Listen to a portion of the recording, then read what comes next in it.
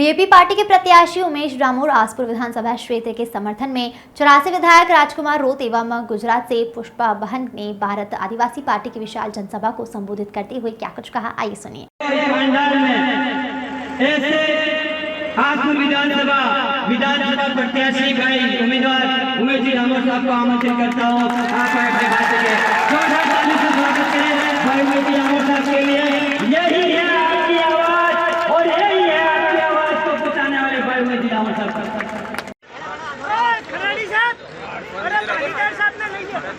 પાટીદાર સાહેબ આવી જાઓ, વાળા કરાવી દો સાહેબ ને બેને આપણે આસપુર वाला विधायक साहब ने और हमारे राजस्थान विधायक साहब जो शासन चल रहा था और पूरे देश के राजा साल आगे बढ़ी और आपके गलत निर्णय की वजह से आपकी विधानसभा, आपका समाज, आपके क्षेत्र की जनता और आपके आने वाला भविष्य 10 साल पीछे चला गया।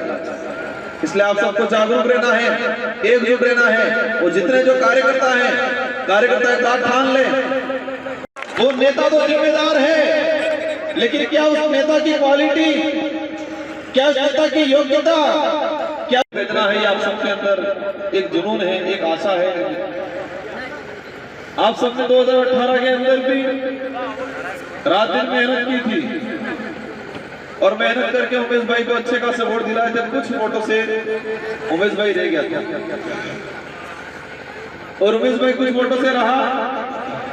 उसका नुकसान उमेश भाई डामोर का अकेले को नहीं हुआ, पूरी आसपुर विधानसभा को हुआ और आसपुर की आम जनता को हुआ।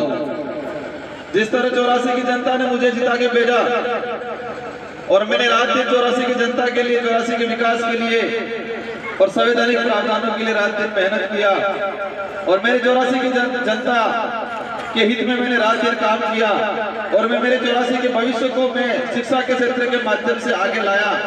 मैं 10 साल आगे लाया 84 को और आपने 2018 में थोड़ी गलती करके इस आसपुर विधानसभा को 10 साल पीछे ले गए। मैं 84 से जीत के गया। मेरे विधानसभा क्षेत्र में मैंने स्कूलों का मदद करा, स्कूलों में फर्नीचर दिया, स्कूलों के कमरे बनाए, स्कूलों में अच्छी खासी क्वालिटी वाली किताबें दी, बच्चों को एजुकेशन हब को और बढ़ाया, बच्चों को शिक्षा की ओर अग्रसर करने के लिए, मोटिवेशन करने के लिए मैं दिल्ली लेके गया और शिक्षा के क्षेत्र में मेरे 84 विधानसभा को 10 साल आगे लेके गया, 10 साल आगे लेके गया। और इसका जो मेन श्रेय जाता है 84 की जनता को, क्योंकि 84 की जनता समझदार थी, उन्होंने मुझे चुन के विधानसभा में भेजा। लेकिन वही चीज आसपुर से तुलना करें, आसपुर में छोटी सी गलती रही, इसकी वजह से आसपुर विधानसभा 10 साल पीछे गई। आपके बच्चे पीछे गए, आपका विकास पीछे गया, आप हर क्षेत्र में 10 साल पीछे गए। और आप देख सकते हो आसपुर विधानसभा में 84 विधानसभा की तुलना करके इन 5 सालों के अंदर 84 में कितना काम हुआ है, आसपुर में कितना काम हुआ। मैं मेरे कामों की तारीफ नहीं करने आया हूं, लेकिन मैं आपको ये एहसास करने आया हूं। आपको ये एहसास होना चाहिए कि हमारी छोटी सी गलती की वजह से इस आसपुर विधानसभा का भविष्य गर्त में जा रहा है। अब आसपुर के अंदर कितने कॉलेजें हैं? आसपुर विधानसभा में या आसपुर ब्लॉक की बात करें, विधानसभा का सबसे बड़ा ब्लॉक है। आसपुर ब्लॉक के अंदर सरकारी कॉलेज कितनी है? आसपुर ब्लॉक के अंदर सरकारी कॉलेज कितनी है? इसका जिम्मेदार कौन? इसका जिम्मेदार कौन? आप सब जिम्मेदार हो, क्योंकि आपने मिलकर बनाना है। ये बात कर रहे हैं तो हमारे जो लोग जा रहे हैं, आप जनता, उनको समझाना है कि कमल कांग्रेस और बीजेपी अलग नहीं है, कमल कांग्रेस एक ही है। ये आम जनता को समझाना है। मैं आप सबसे अनुरोध करना चाहूंगा, मैं आश्वस्त करता हूं, इस पांडाल के अंदर ओबीसी के भाई आए हैं, एससी के भाई आए हैं, अन्य समाज के भाई आए हैं।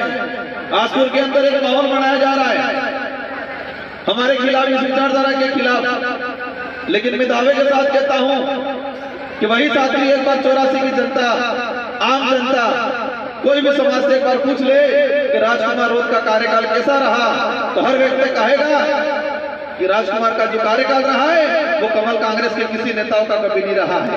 उन लोगों ने सिर्फ डराया, क्या कहा, तुमको भगा देंगे, ये कर देंगे, वो कर देंगे।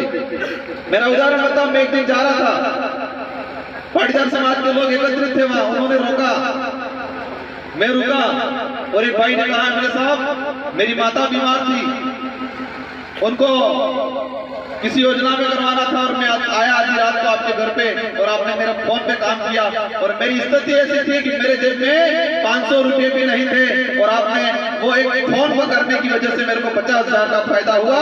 मैं आप सबको वोट दूंगा ये और पूरे परिवार का वोट दिलाने का साथ मेरा आश्वासन दिया। वही चीज कमल कांग्रेस के नेता क्या करते थे, सब वर्ग के साथ वसूली करने का काम करते थे। उनका एक क्लास को 1-1 लाख रुपए में होता था और हमने फ्री करा के दिया है। प्रत्येक वर्ग को कोई भी साथी आया उसका फ्री में काम कराने का काम किया। कर रहे हैं समाज को बचाने की बात कर रहे हैं, शेड्यूल एरिया को बचाने की बात कर रहे हैं और ये मीठा मीठा बोलने से नहीं चलेगा। मैं दूसरी विधानसभा में जाता हूँ, मैं माला भी नहीं पहनता हूँ। मैं कहता हूँ मुझे माला पहन के मत खुश करके भेजो, आप विधायक जिता के तब मुझे भेजो, तब भेजो, तब मैं मानूंगा कि तब मेरी असली माला पहनाई, तब आपने असली सम्मान किया, तब मुझे लगेगा। इसलिए आज से ठान लेना, 1-1 मिनट गिन लो, ये सभा हो गई, आपको लग गया अपना काम हो गया और आप जाके सो गए तो कछुए और खरगोश वाली चाल हो जाएगी। ये लोग दीपक की तरह अंदर घुस रहे।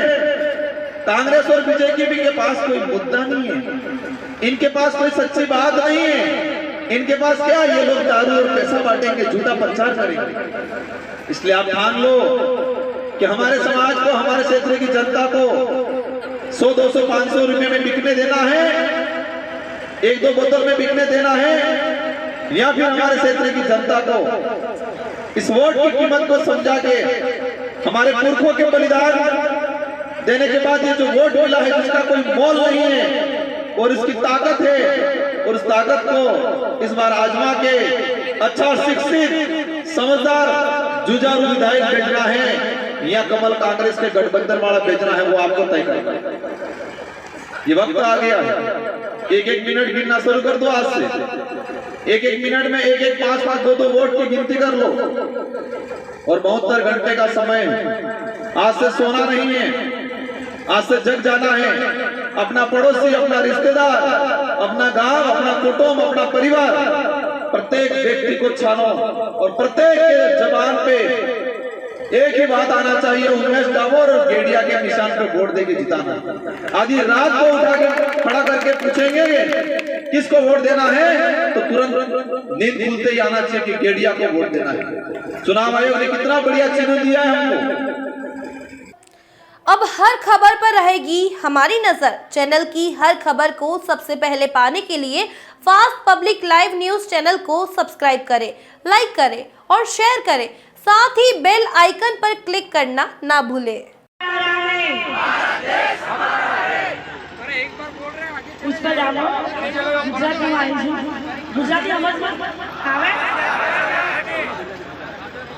ગુજરાતી માં ચલાવો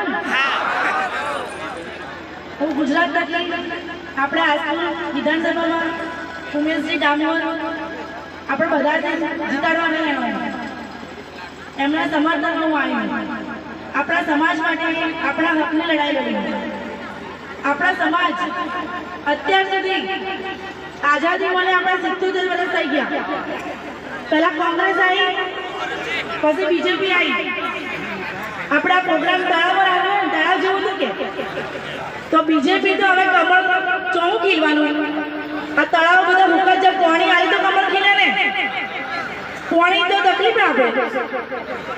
હવે બીજેપી વાળાને એવું કહી દેવાનું, પંજાબ વાળાને કાઢવાનું હોય, કોઈ ચાલે નહીં, એક જ ચાલે। હવે આપણા સમાજ માટે માતાઓ, બહેનો, ભાઈઓ આ નાની નાની દીકરીઓ આવી તો આપણો સમાજ જાગી જો અમને દેખાય।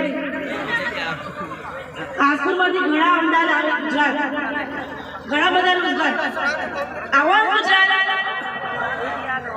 તો ગુજરાતમાં આપણા ભાઈઓ બહેનો બધા મજૂરી કરવા આવે, કર્યા કામ રોજગાર માટે ગુજરાતમાં ઘણા। તો ગુજરાતમાં શું થાય કે મજૂરી આપણે જેટલી કરીએ એટલું વળતર નથી મળતું, આપણને મળે જેમ આપણા સમાજને આટલા બધા શોષણમાં રાખે, કોમ બધું કરાય નહીં પણ વળતર મળતું નથી। જે 700 રૂપિયા મજૂરી મળવી જોઈએ એની જગ્યાએ 200-300 આપી અને આપણને કહેવાય જો અરે કોમ તો બધું કરાવો તમે, તો મજૂરી કેમ આપણે પૂરી નથી આવતા? એટલે આપણે જાગવાનું હવે. અને ગુજરાત તરફથી આવીને ગુજરાતમાં આપણે જે કામ કરી આપણે હાઈસ્કૂલમાંથી રાજ્યસ્તરમાંથી એમને એક સંગઠન બનાવવું આપણે અને મદદ કરવું કે જ્યાં તકલીફ પડે ત્યાં આપણે બધા ભેગા થઈ અને આપણે લડાઈ લડવું. હમણાં હું રાજસ્થાન ઘણી બધી સ્કીમો ચાલી, कांग्रेस सरकार कीधु छे स्मार्ट मोबाइल फ्री में, राशन फ्री में, महिलाओं को वो 50% क्या किराया माफ, પછી બીજું તમારા છોકરા इंग्लिश मीडियम में सरकारी कॉलेज में भणी, फिर नीचे लिखा हुआ था कांग्रेस फिर से दिल से, ऐसा है, ऐसा लिखा हुआ है. लेकिन अभी कांग्रेस फिर से नहीं आनी चाहिए. अरे हमें खबर नहीं पड़ती कि भाई अभी छोकरा पढ़ावा नहीं, હવે છોકરા થોડા ભણવાના, ચુનાવ આવે તારે છોકરા ભણી, આપણે ચુનાવ આવે તારે બાપ, તો આ તો આપણે રોજનું જોઈએ. 5 વર્ષમાં કેમ યાદ આવે કે હવે મોબાઈલ આવવો પડે ફ્રીમાં? મોબાઈલ તો આલી દો, રિચાર્જ कैसे करवाया? रिचार्ज कैसे करवाया? हमने करवाया क्या? वो तो चलता ही नहीं है, गारंटी के बिना मोबाइल दे दे. 25 तारीख का मोबाइल चलेगा, फिर नहीं चलेगा, ऐसे मोबाइल होंगे. इसलिए मैं गुजरात तक आई हूँ. हमारे उम्मीदवार है उमेश जी डामोर, मैं भी डामोर हूँ. हमारे SC ST OBC समाज के लोग जिनको हमारे जो संविधान में आरक्षण मिलता है वो लड़ाई हमें लड़ने में साथ में मिलकर. क्यों ये फ्री में देते हैं? फ्री में जो हमारा हक है वो आरक्षण है, संविधान है, उसको तो बात ही नहीं करते ये लोग. आरक्षण हमारी मेन लड़ाई है, हक की लड़ाई है, वो खत्म करने पर तो नहीं है. तो इसलिए अगर ये लोग जान गए कि ये लोग पढ़ेंगे लिखेंगे आगे बढ़ेंगे तो क्या मांगेंगे? CM DM PM की कुर्सी मांगेंगे. इसलिए संविधान अभी खत्म होने वाला है. गुजरात में तो शुरुआत हो चुकी है, यहाँ ये न हो जाए इसलिए मैं गुजरात से यहाँ आई हूँ कि हमारे हक की लड़ाई हमें लड़नी है. आरक्षण एक बार आज रात को आधा घंटा निकाल के अपना फोन चेक करना कि मैंने फोन में कितने फोटो लिए हैं, कितनी सेल्फियां ली है, और इसमें काउंट करना. 100 है तो 100 वोट दिलाने हैं, 500 है तो 500 वोट दिलाने हैं. तो मैं मान जाऊंगा कि सच्चा सिपाही है, इस विचारधारा का सच्चा कार्यकर्ता है. ये आजकल विधानसभा की बात करें, मुझे दुख होता है कई बार हम इस क्षेत्र में आते हैं, शिक्षा का स्तर बिल्कुल धीरे हो गया, कमजोर हो गया है. बस छोटा मोटा लालच दे दी, लोगों को गुमराह कर दिया और कह दिया अगर मोदी जी तो पाकिस्तान से लड़ते हैं, और लोग खुश हो गए. यहाँ जिनका कोई लेना देना ही नहीं, कहते हैं इजराइल में मोदी जी का इजराइल में मदद कर रहे हैं, वो ये इजराइल और हमारा क्या लेना देना. यहाँ भुखमरी हो रही है, लोग परेशान हो रहे हैं, बच्चों को शिक्षा नहीं मिल रही है, कॉलेज नहीं है, उसकी बात नहीं करेंगे ये लोग हिंदू मुस्लिम की बात करेंगे, ये लोग धर्म की बात करेंगे, ये लोग भारत पाकिस्तान की बात करेंगे. इन लोगों से सावधान रहो, अभी भी वक्त है, नहीं तो आने वाली पीढ़ी गर्त में चली जाएगी. आज जो स्थिति बनी हुई है देश के अंदर, हमारी मैडम जो भाई पुष्पा ने बताया अभी क्या स्थिति बना रखी है. यहाँ स्लोगन लिखे हुए हैं कि भाजपा नारियों का सम्मान करती है, और दूसरी तरफ देश के मणिपुर के कोने में महिलाओं के साथ अत्याचार करती है वही भाजपा बीजेपी के लोग. एक शब्द तो ये बता दे कि देश के अंदर जब महिला खतरे में थी, महिलाओं के साथ अत्याचार हो रहा था, महिलाओं को मारा जा रहा था, महिलाओं को तीव्र करके घुमाया जा रहा था, भाजपा का कौन सा नेता बोला कोई? फिर भाजपा को हम किस आधार पर वोट दे रहे हैं?